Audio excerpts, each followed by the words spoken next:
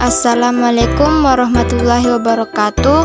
Perkenalkan, nama saya Nurul Fitriani dari kelas 11 MIPA 4 nomor urut 30. Di sini saya akan mempresentasikan teknik dan proses membatik. Tetapi sebelum saya mempresentasikan teknik dan proses membatik, saya akan menjelaskan tentang karya yang telah saya buat minggu lalu, yaitu pola batik kaung. Batik kaung adalah motif batik yang bentuknya berupa bulatan mirip buah kaung, sejenis kelapa atau kadang juga dianggap sebagai aren atau kolang-kaling yang ditata rapi secara geometris. Kadang motif ini juga ditafsirkan sebagai gambar bunga lotus atau teratai dengan 4 lembar mahkota bunga yang merekah. Lotus adalah bunga yang melambangkan umur panjang dan kesucian. Berikut ini adalah gambar buah kaung. Mengenai asal kata kaung, terdapat beberapa pendapat. Di antaranya sebagai berikut. Yang pertama, kaung dalam bahasa Jawa berarti buah pohon aren atau kolang-kaling. Yang kedua, kaung dalam bahasa Jawa berarti daun pohon aren, umumnya digunakan untuk melinting rokok. 3.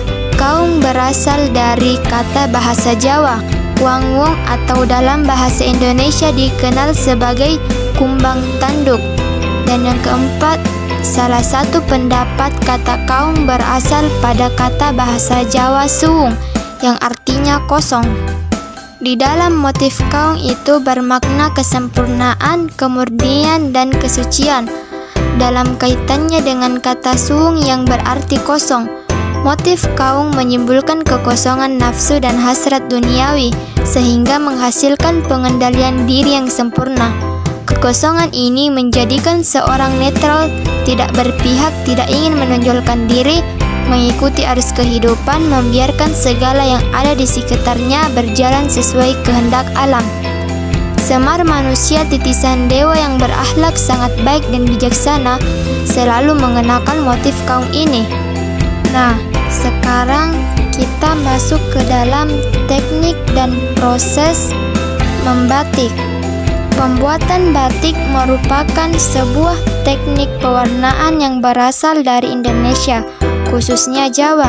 Batik sendiri merupakan gambar perpaduan dari garis dan juga titik yang dibuat pada media kain secara manual dengan alat yang dikenal dengan nama canting. Adapun teknik yang biasa digunakan dalam membatik yaitu 1. Batik tulis dengan canting. Batik tulis adalah batik yang dihasilkan dalam proses penulisan motif pada media dengan menggunakan bantuan alat yang disebut canting.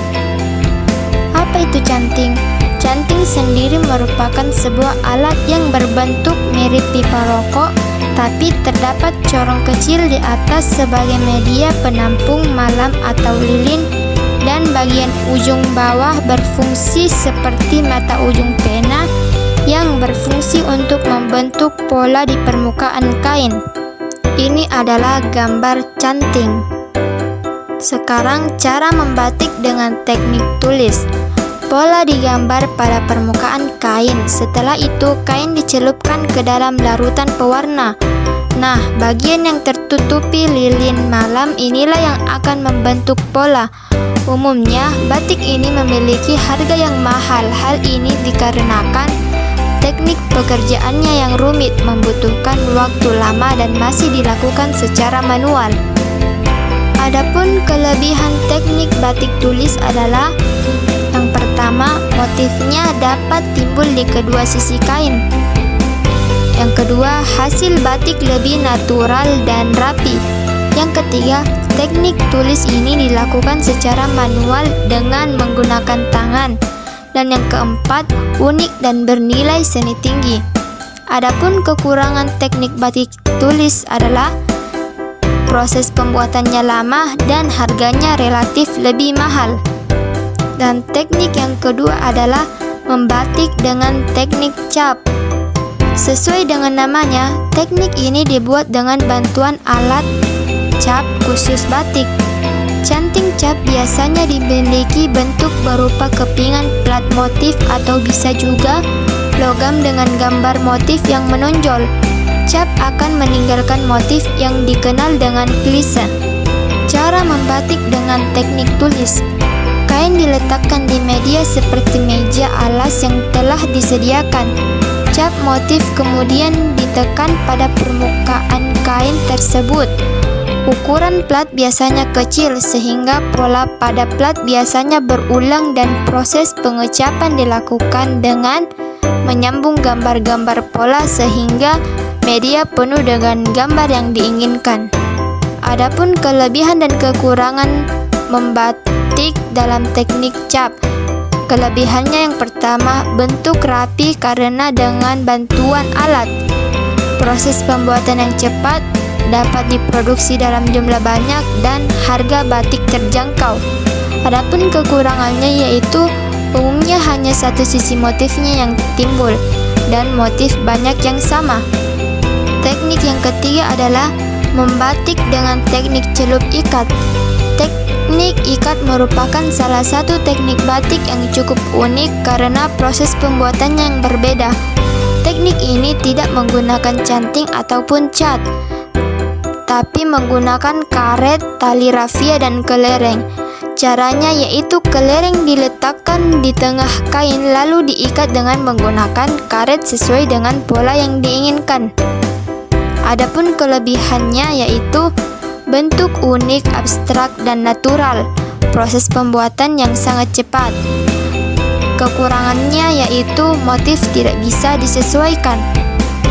Teknik yang keempat adalah membatik dengan teknik lukis atau coletan.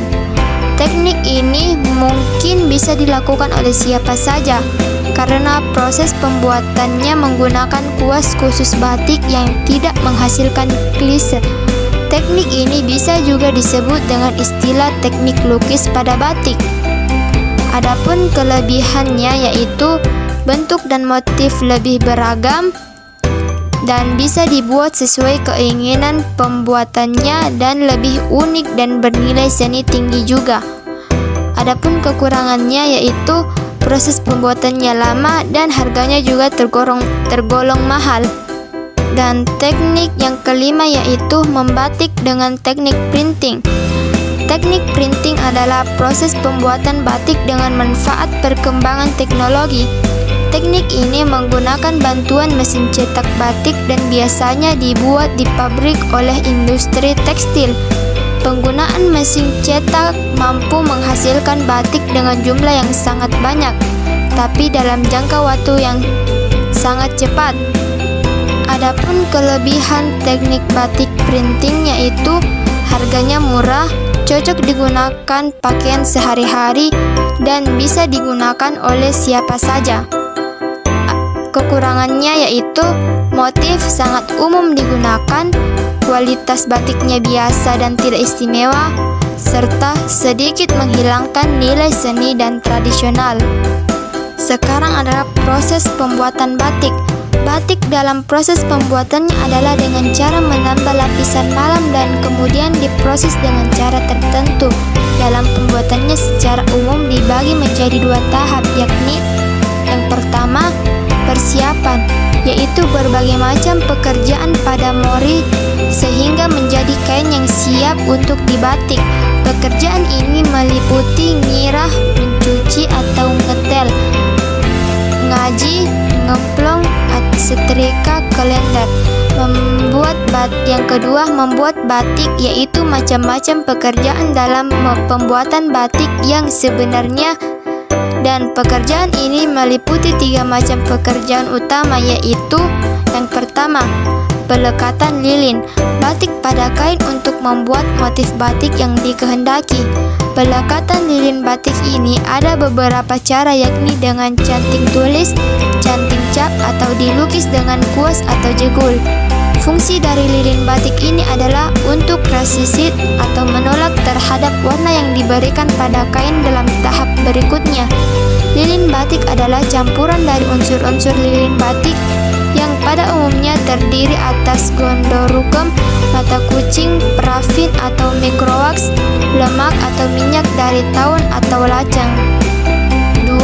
Pewarnaan batik dapat dilakukan dengan cara dicelup, coletan atau lukis, painting, pewarna secara dingin tanpa pemanasan, dan zat warna yang dipakai tidak hilang warnanya saat pekerjaan menghilangkan lilin atau tahap terhadap tutupan lilin.